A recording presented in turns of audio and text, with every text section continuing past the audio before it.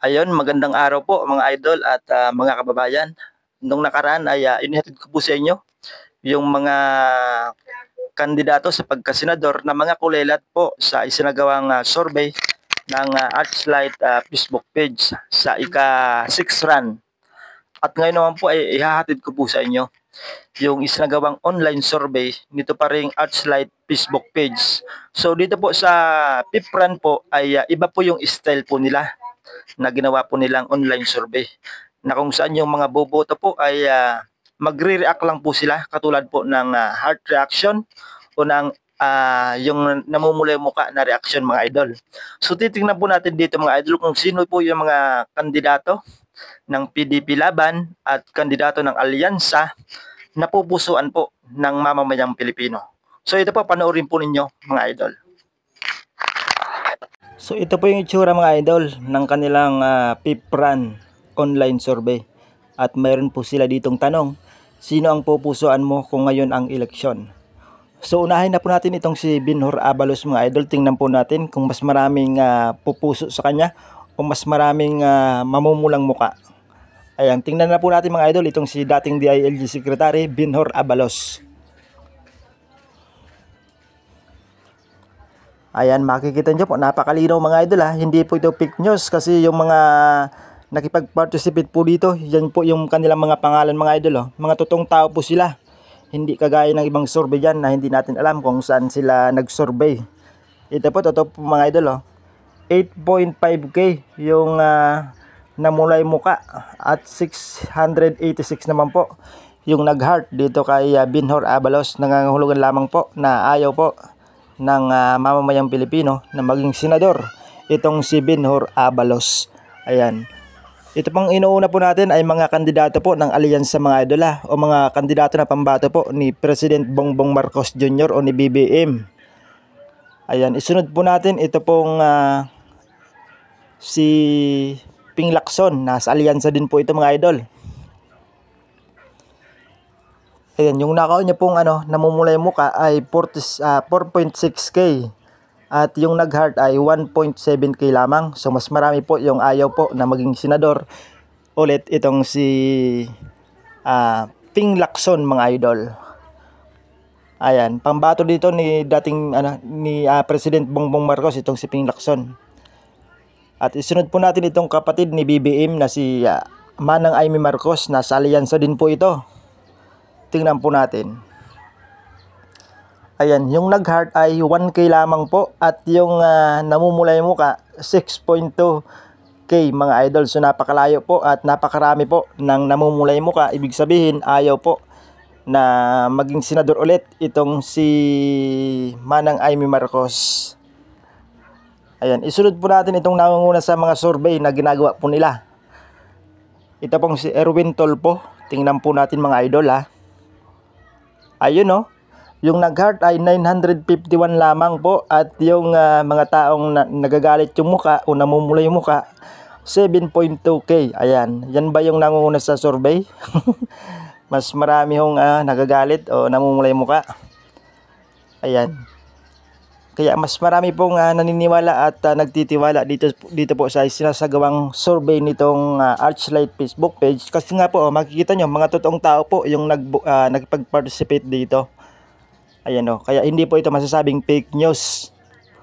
Kasi mga totoong tao po yung nakikipag-participate po dito sa Archlight online survey. So nangangahulugan lamang po na itong si Erwin Tolpo ay ayaw po na maging senador ng mamamayang Pilipino. Isunod po natin itong Bamak yun, si Abby Binay po, nasa alyansa din po ito. Tingnan po natin. Ayun yung nag-heart po ay 472 lamang at yung namumulay muka ay 4.6k. Napakarami po mga idol, napakarami po ng ayaw dito kay Abby Binay na maging senador ng mamamayang Pilipino. Ayan. At tingnan po natin itong si sunod natin. Si Pia Cayetano, nasa din po ito, nasa hanay ng alyansa. Si Pia Cayetano, tingnan po natin mga idol. Yung nag-heart po ay 774 lamang. At yung namumula yung muka ay 3.5K. O, napakalinaw mga idol. Na ito pong si Pia Cayetano ay ayaw po na maging senador ng mamamayang Pilipino. Ayan, isunod natin itong si gusto ba ninyo? Si Franz Castro mga idol. Tingnan po natin Yun yung nag-heart ay 539 lamang. At yung namumulay mo ka ay 6.1K mga idol. At yung tumawa ay 830. So mapapansin nyo po mga idol, mas marami pa yung tumawa kaysa sa nag-heart dito kay Franz Castro. So nangangahulugan lamang po na ayaw po ng mamamayang Pilipino na maging senador itong si Franz Castro. So isunod po natin itong si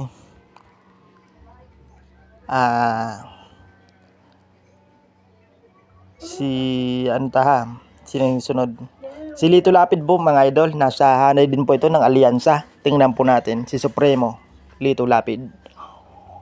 Ayun 3K yung namumulay mo ka at 494 lamang yung nag-heart sa kanya at may mga tumawa din 174. Nangangahulugan po na ayaw na ng mamamayang Pilipino na maging senador ulit itong si Lito Lapid. At isunod po natin itong si Bato de la, akala ko si Bato de la Rosa ito mga idol Ayan, si Norman Marcos pala. Ayan, sa susunod na yan. Mga muna tayo, mga alyansa muna tayo, mga kandidato ng alyansa. Yung atin pong titingnan Katulad po nitong si Senator Manny Pacquiao, tingnan po natin kung maraming pupuso sa kanya. 2.9K yung namumulay mo ka at 852 naman po ay yung pumuso sa kanya.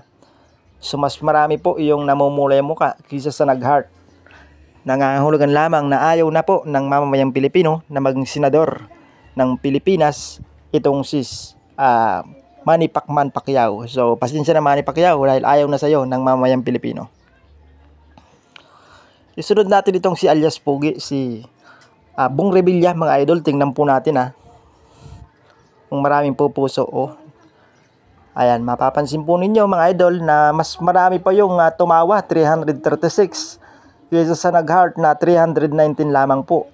Ayan, at yung namumulay muka ay 3.5K mga idol. So ayaw na po ng mamamayang Pilipino na maging senador itong si Senator Bong Revilla Jr. Ayan, pasensya na Bong Revilla. Ayan, si Kuya Will, tingnan po natin mga idol kung gusto rin ng mamamayang Pilipino na maging senador itong si Kuya Will. Yung nag-heart 2.6 at yung namumulay mo ka ay 1.5K lamang. So may pag-asa po itong si Kuya Will. Ayan, kasi mas marami yung nag-heart kaysa sa namumulay mo ka. Ayan, congratulations Kuya Will. Ayan, may pag-asa ka po. At sunod natin itong alyansa din mga idol. Nasa alyansa si Tito Soto. Tingnan po natin Ayun mas marami pong namumulay muka kaysa sa nag-heart. 2.6K yung namumulay muka at 783 lamang po yung nag-heart.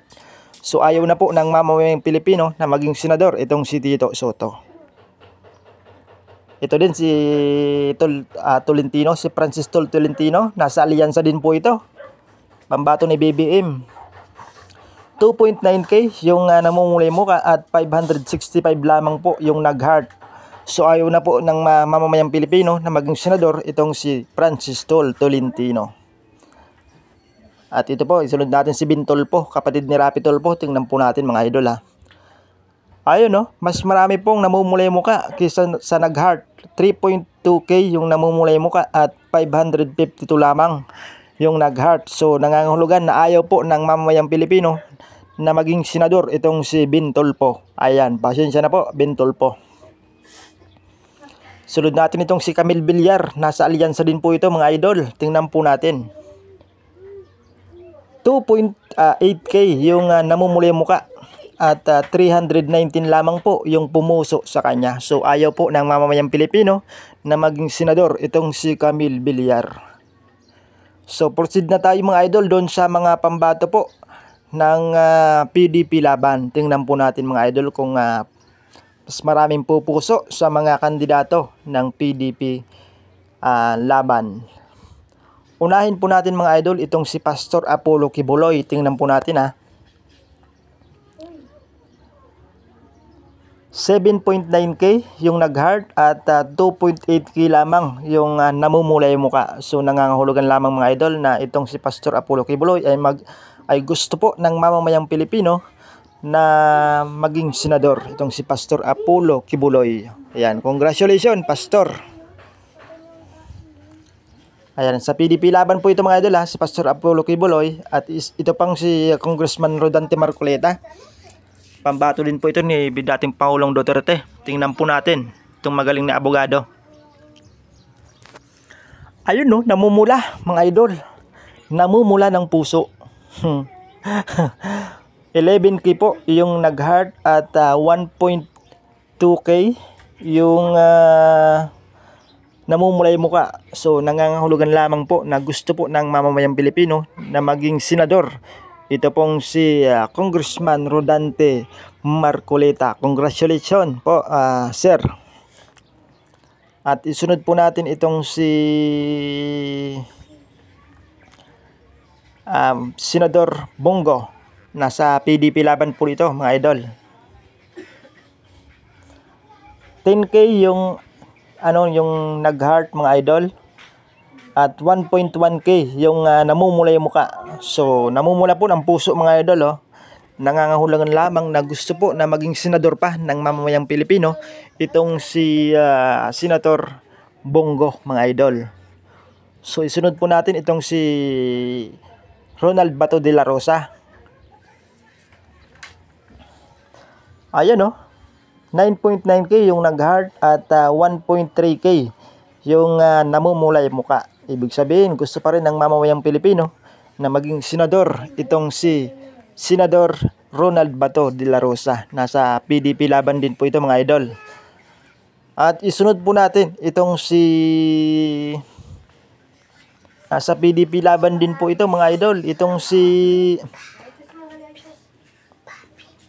Busita, independente ito kung di ako nagkakamali. Pero tingnan po natin mga idol kung gusto po ng mamamayang Pilipino na maging senador itong si Busita. Oy, ayun 3.1k yung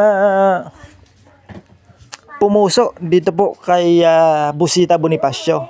At 2.8k yung namumulay muka. So nangangahulugan lamang po na gusto po ng mamamayang Pilipino na maging senador itong si Busita Bonifacio.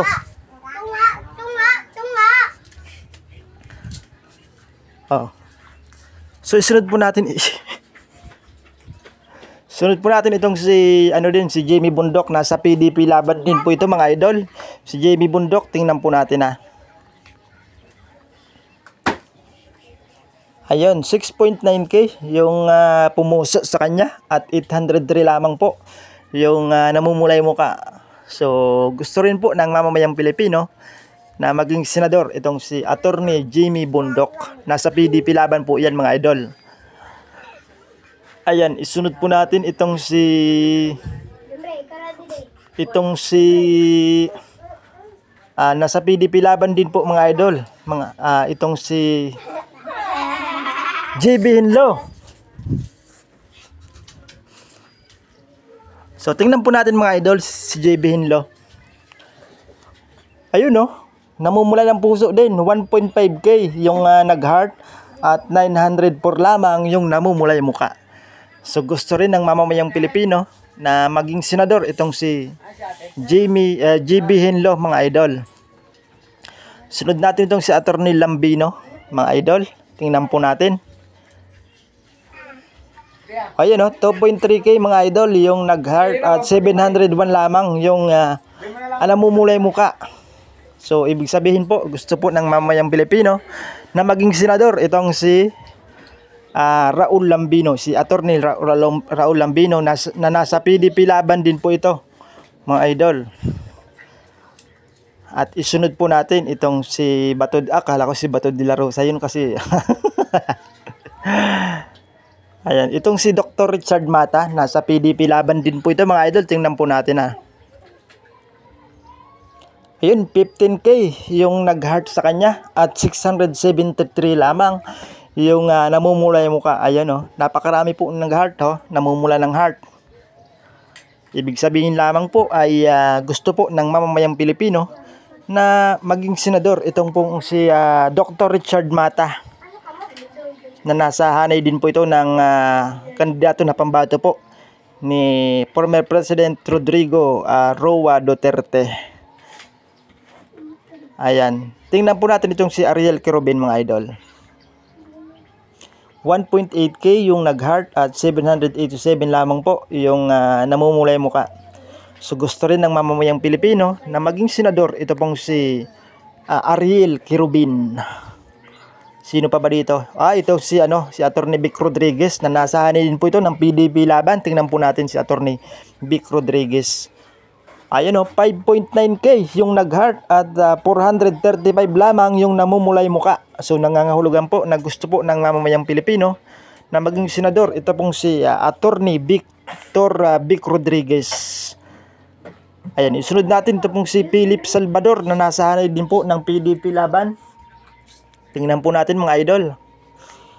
Ayun, 3.5K yung nag-heart at 939 lamang yung namumula yung muka. So, nangangahulugan po ito na gusto po ng mamamayang Pilipino na maging senador itong si Philip Salvador. Yan po, nasa hanay po ng PDP. At sino pa ba dito yung PDP? Yun na po ang kabuuan mga idol. So, napansin niyo po mga idol, yung mga kandidato po ng alyansa ay mas marami pong ayaw kasi mas marami po yung namumulay muka. Kaysa dito sa mga pambato po ng PDP laban na mas marami yung nag-heart. Ayan, nangangahulugan lamang po yung mga kandidato ng PDP laban, lahat sila gusto po na maging senador ng mamamayang Pilipino. Ayan na po yung kabuuan.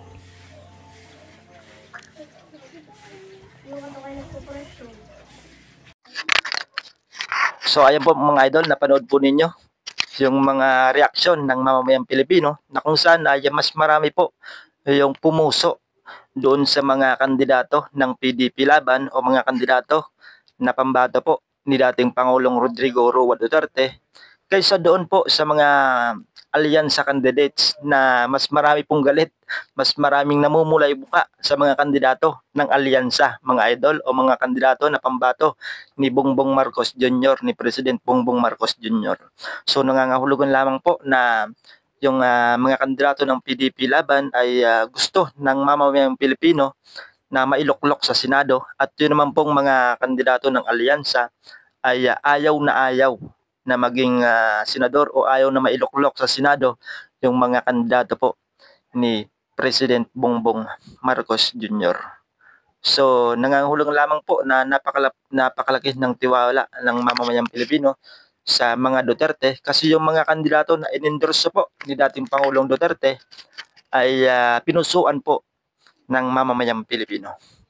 So hanggang dito lang po muna yung pagbibigay natin ng resulta at abangan niyo po sa mga susunod mga idol yung mga kulilat po ng mga senador sa fourth run dito po sa isinasagawang survey. Online survey po ito mga idol ha. At ito pa ay legit kasi totoong mga tao po yung bumoboto dito at nagkikipag-participate. Ayan, abangan po ninyo yung fourth run sa mga kulilat na kandidato sa pagka-senador. Ayan, maraming salamat po sa inyong panonood mga idol at kung nagustuhan po ninyo at kung kayo po ay naging pabor dito sa isinagawang resulta mga idol ay mag-like po kayo at subscribe niyo po yung ating YouTube channel. Ayan, maraming salamat po at ingat po tayong lahat.